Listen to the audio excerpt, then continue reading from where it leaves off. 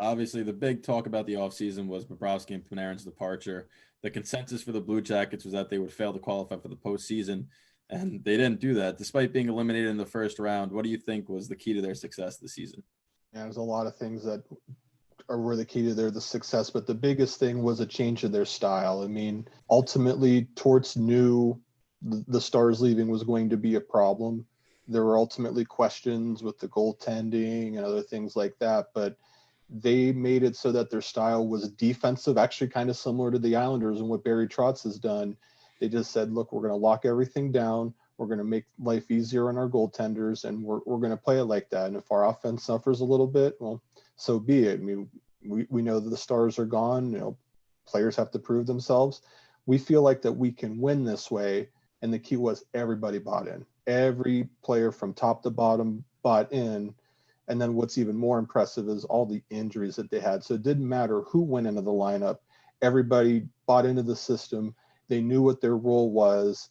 And this whole thing about proving themselves to everybody, well, that had a big factor. You know, nobody gave them a chance. They go, yeah, watch this. And ultimately they made the playoffs. That's how you have to do it. I mean, you look at the Islanders, and a couple years ago, John Tavares, their best player, leaves. But it provides room for players like Barzal to get first-line minutes, other players to step in there and produce. Are we seeing the same thing happen with Columbus this year with some guys that, you know, with these stars on the team like Duchesne, Panarin, Bobrovsky? Obviously in goal, we saw a lot of good things this year. But are we seeing that with Columbus where more young guys are getting an opportunity? Absolutely. And in fact, the deeper players on the roster were able to get a chance because, you know, of the departures and all the injuries, and they were able to learn, you know, what exactly they have. I mean, it's not exactly like Tavares, but, you know, it's pretty close. I mean, Panarin was the big one that left. They haven't been able to replace him. That's what ultimately cost them in the first round series against Tampa Bay. But there's players on the way, like Kirill Marchenko's over in Russia, will be over in a couple of years, a couple other young guys that are coming over. So yeah, it's a very similar situation to the Islanders. They definitely have proven that you don't need a star power necessarily to have success in the NHL. And the main reason for that is John Tortorella. As a Ranger fan and somebody who covers the Rangers, I have watched Tortorella do his thing behind a bench, and it's not for everybody, but it does work. So what do you think he does to get the most out of a team? And is he in the consideration for potentially being one of the greatest coaches of all time? That's actually a really good question about, is he one of the greatest of all time? But starting with what does he do to get the most out of his team? He is a master motivator. I mean, he plays the us against the world card about as good as anybody that's out there. I mean, you saw the stars that left, obviously. I mean, those that don't pay attention to the Columbus, they look at the roster like, who are these guys? The names might look a little bit strange, but they went in, and the key is they bought in. Like, the big thing that Tortorella has been able to do is the culture. Before he got there, when Todd Richards was still the coach, there was a culture problem. Tortorella came in, and from day one, he didn't even know who the players were. They actually had to have nameplates put on the back of their jerseys for him to get started there. And from that point, and now they've made the playoffs for 4 consecutive years. He knows how to get the most out of them, just his leadership. And I think that's one of the biggest things that a lot of fans miss, because they know him for the antics, they know him for the media outbursts, but behind the scenes, you ask any player that's played for him, he is one of the best coaches that players have had, and they openly admit that. And going to your question now about, is he one of the greatest of all time? He has to be. He's up for a third Jack Adams. He's won a Stanley Cup. He's made deep playoff runs on multiple teams, Tampa Bay, the Rangers. Now he's made 4 consecutive playoffs with Columbus. Yeah, number of wins as well. I mean, I think there's still a couple coaches that are better than him because of how much they've won, but he has to be in that conversation, certainly as one of the best of all time, maybe the greatest U.S. coach of all time. Yeah, I would agree. And it's also the fact that he hasn't done it with necessarily the big type of talent. None of his teams have had star power. Even the teams on the Rangers that went far were defensive first, gritty teams. So that's a big tribute to the coach. Yep. As me being a goalie and, you know, watching goaltenders is something I just love to do, break down their plays. What we saw from Korpisalo in the playoffs, what we saw from the tandem with Merzlikins during the regular season, were you shocked on how well they were able to cover the hole that Bobrovsky left? I mean, Bobrovsky had a terrible year with Florida, but these are 2 young guys that came in, stepped up, and did their job. Most definitely. And Wasn't too surprised about Korpisalo. He was the one under Bobrovsky for many years, so you knew it was his time. The big question was Merzlikins. Could he come in from Switzerland? Could he get used to the smaller rinks in North America? And could he, make the adjustment? At first, it didn't look like it. I mean, he got hammered 7-2 and then couldn't win a game. And then all of a sudden, he got his chance on New Year's Eve at home against Sergei Bobrovsky. Yep. Won that game 4-1, and then his legend, well, not legend, but his aura just kind of took off from there. 5 shutouts in 8 games among it. Columbus is going to have a very interesting decision coming up. Are they going to keep the goaltenders together? Do they need to maybe trade one of them for a little bit of help? Now that's something they're going to have to answer. But ultimately, there was a huge question in goal. Could one of them step up? And it turned out both of them stepped up. Both of them now are under contract for the next 2 years. So if they leave them alone, it went from one of the biggest questions on the team to one of their biggest strengths. I mean, like I said, I mean, we saw what Korpisalo did in the playoffs. He did what he could to keep his team in it. Just Tampa was a more high-powered offense, and they found a way to get through. But, I mean, it was just so impressive, just the never-quit attitude. And obviously, we're saying that as, people watching it, writers, that being said. But these players are competitive, and they get it from their coach. Like, Tortorella, never give up. He demands a lot from his players, especially with blocking shots, too. Obviously, they block an abundance of shots per game, which the goalies definitely like. But you just saw the confidence coming off of Korpisalo. Every time he got out there, you knew, all right, he's going to have a hell of a game. He's going to stand on his head. And it was just awesome to see. Yeah, how about that? The 5 overtime game, he had, 85 saves or something like that. Like, you just knew that if something was going to beat him, it'd have to be the perfect shot. And his confidence did translate to the rest of the team. Like you said, when he went in net, you just knew that he was going to have a really, really good game. And he's come a long way too. I mean, he had a little bit of a rough start to the year as a starter, had some attitude issues. Like, there were a couple of games I know in Colorado, like when they scored a goal late, he slammed a stick against the post, and Tortorella didn't really appreciate that at all. So there was still a learning curve for him. But then once he was able to finally get a few games under his belt, knowing that he was the number one and Elvis struggled, so that gave him that opportunity, he kind of grew up a little bit. He matured, and he became an all-star this year. He really did. And you mentioned Columbus's string of success in the playoffs and their postseason appearances. The Metro Division now is starting to get stronger. Obviously, you have the Rangers winning the number 1 overall pick. Teams are starting to build up, and it's still it's probably the best division in hockey.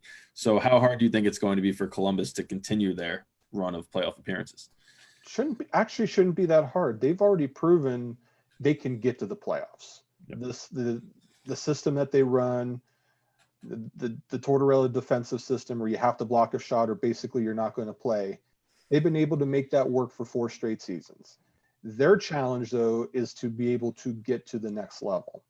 And unfortunately, I wrote the other day, Superman, Batman, whichever superhero you want to come up with, they're not going through the doors of Nationwide Arena. They're just not. They don't have the number 1 pick like the Rangers do. Yep. But they do have some very interesting pieces. And so it's going to be a combination of things. Pierre-Luc Dubois, 3rd overall pick in 2016, was an absolute stud in the Toronto and the Tampa Bay series. Yep. They can build a team around him.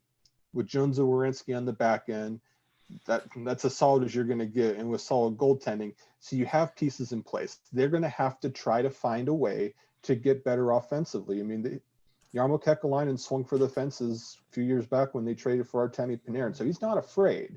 It's just he has to find the right deal, and he's going to try like heck to be able to do that. But they'll be able to sustain it. It's just, the rest of the division is going to be tougher. So it'll certainly be tougher, but they still should have some success because they've proven they have the pieces. It's just now, can the youth kind of make the next level, and then can they find the right deal to get them over the top to finally get past the second round? You mentioned those European prospects that are a couple of years away. Do you think that because they know the success that they've had, maybe they move 1 or 2 of them and try to get a now player? That's a great question, because there's a few ways that they could go about doing it. It's either they could trade one of those prospects, like you mentioned, could be Marchenko, could be another goaltender, Daniil Tarasov, who actually might be the best of the bunch. Yeah. who's still over in Russia. So if the right deal comes along, they could do that. They could dangle possibly their first round draft pick, which right now is no worse than 21st overall. If they want to hold on to it, they can, but with the right deal, they'll certainly consider moving that pick.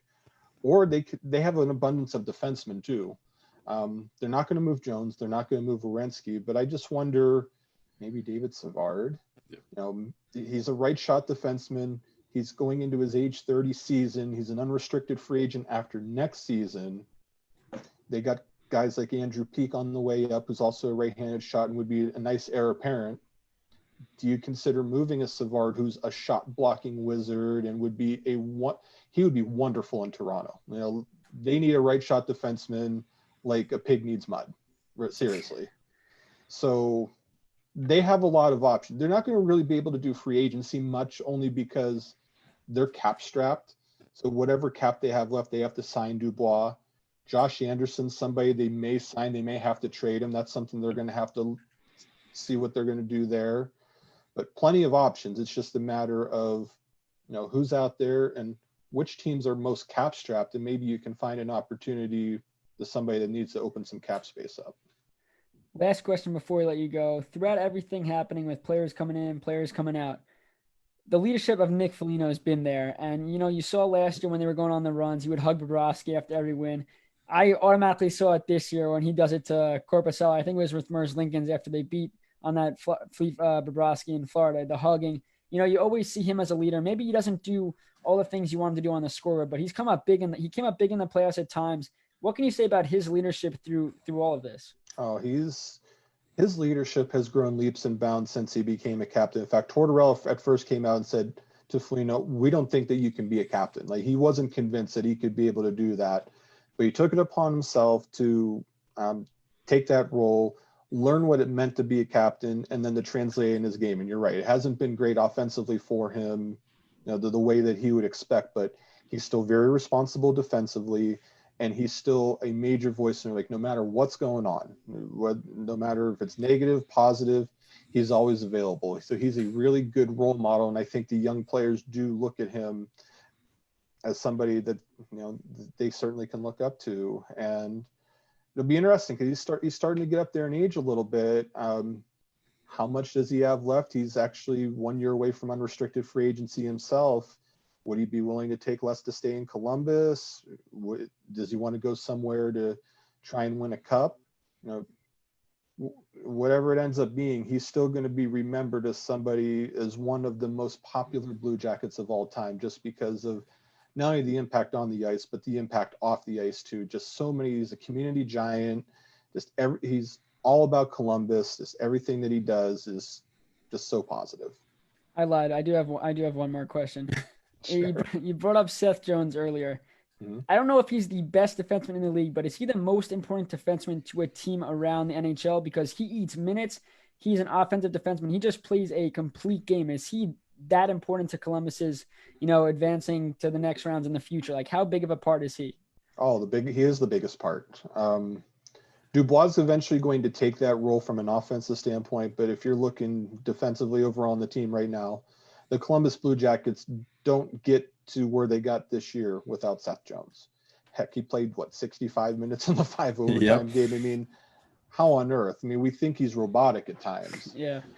But in terms of importance, you don't get much more important than that. I'd argue maybe Victor Hedman isn't just as important to Tampa Bay. Somebody you could think of another, like Roman Josi is another one. There's a few guys that you can kind of name that are just as important. But Jones is that's why they made the trade back in 2016, the Johansson for Jones trade. I mean, you look back on now, it's one of the benchmark moments in Blue Jackets history. Yep. Imagine if they didn't have Seth Jones now and where things would be. They made a priority to get a right shot defenseman that would be under control. They signed him to a 5-year deal. And what'll be really interesting now is he's an unrestricted free agent 2 seasons from now. He's probably going to get near Drew Doughty money. No? I would think so. So you're talking $11 million. Yeah, that's a hefty cap right there. Imagine Nashville kept Seth Jones and they have Josi and Seth Jones. That's an elite top defensive pairing right there. I don't think they would have been able to keep both of them. Yeah. Crazy stuff. It really is.